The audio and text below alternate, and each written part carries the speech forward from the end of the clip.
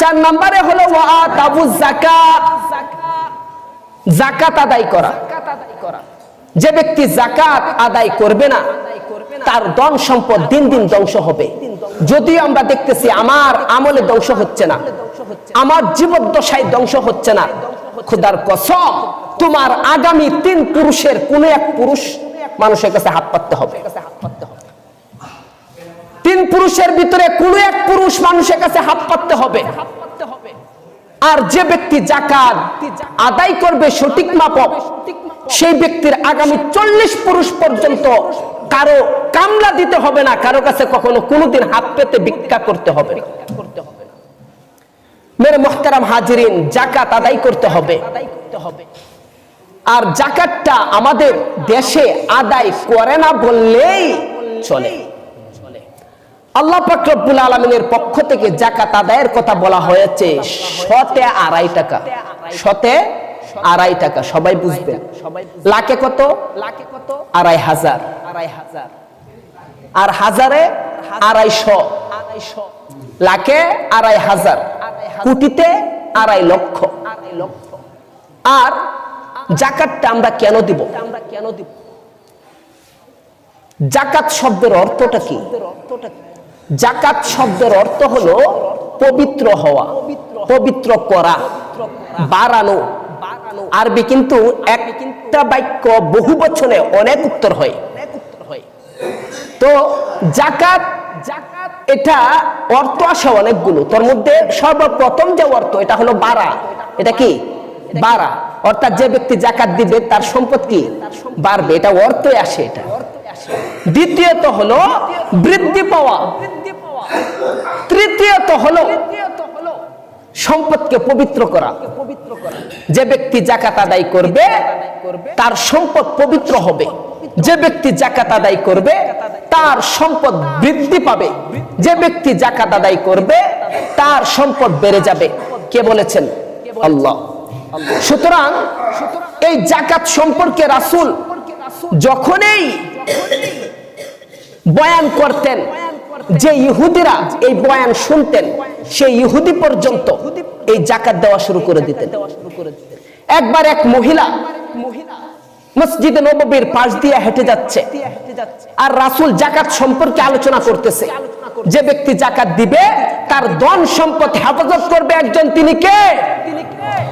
আর যে ব্যক্তি যাকাত দিবে তার মাল পবিত্র হবে, যে ব্যক্তি যাকাত দিবে তার ব্যবসা বাণিজ্যে বরকত ঢেলে দিবেন আল্লাহ, যে ব্যক্তি যাকাত দিবে তার ব্যবসা বাণিজ্যের বালা মুসিবত দূর করে দিবেন আল্লাহ।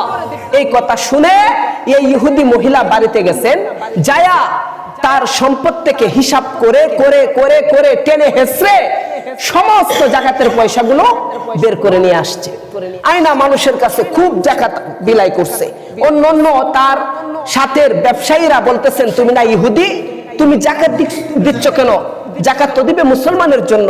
বলতেছেন যে না, আমি এমন একজন মানুষের জবান থেকে শুনেছি যে যাকাত দিলে সম্পদের হেফাজত হয়, ব্যবসা বাণিজ্যের হেফাজত হয়, এবং কি সম্পদ বৃদ্ধি করে দেন একজন, তিনি হলেন আল্লাহ।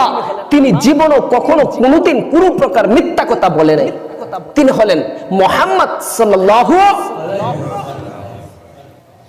এই ব্যক্তি যাকাত দিয়ে দিলেন, বললেন যে আমি যাকাত দেওয়ার পিছনে আমার একটা উদ্দেশ্য আছে। যে কি উদ্দেশ্য?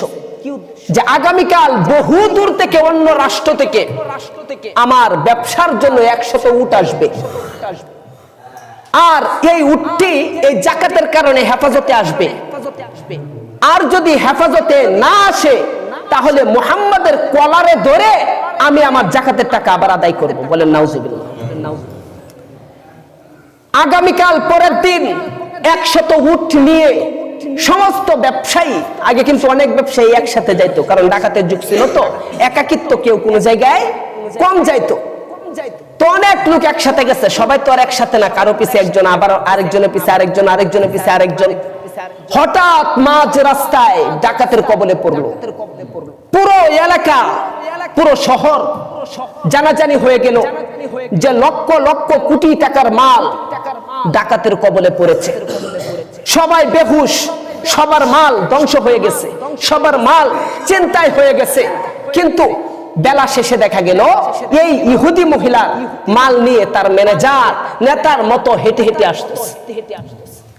বললেন, কি ব্যাপার, সবার মাল চিন্তায় হয়ে গেল, তুমি এভাবে বীরের মতো হেঁটে হেঁটে কিভাবে আসলা?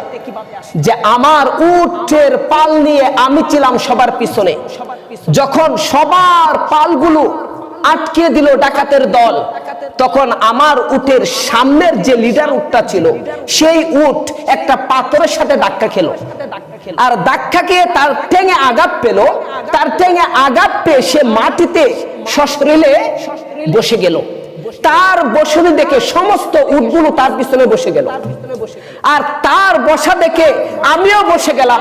আর তখন আমরা যে স্থানে ছিলাম চতুর্দিকে এমন ভাবে গাছ ছিল, এমন ভাবে লতা পাতা ছিল, এমন ভাবে গাছ গাছালি পাক পাকালে আমাদেরকে বের করেছিল যে আমাদের চতুর্দিকের এক হাত দূর থেকেও আমাদেরকে দেখা যাবে এমন কোনো প্রসেস ছিল না।